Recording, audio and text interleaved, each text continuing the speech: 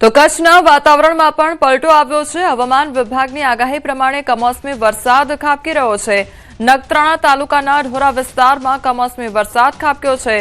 ઢોરા તેમજ આસપાસના વિસ્તારમાં કમોસમી ઝરમર વરસાદ જોવા મળી રહ્યો છે। આજે અને ગઈકાલે માવઠાની આગાહી પણ કરવામાં આવી હતી।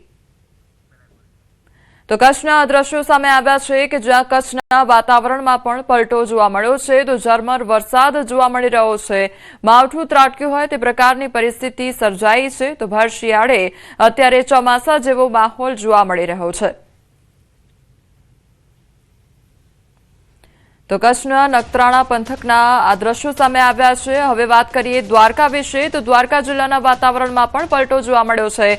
કેટલાક વિસ્તારોમાં કમોસમી વરસાદ ખાબક્યો છે। વહેલી સવારથી જ વાતાવરણમાં પલટો આવ્યો છે અને કમોસમી વરસાદ ખાબકી રહ્યો છે। તો ખંભાળિયા તાલુકાના ગ્રામ્ય વિસ્તારોમાં છૂટોછવાયો વરસાદ નોંધાયો છે।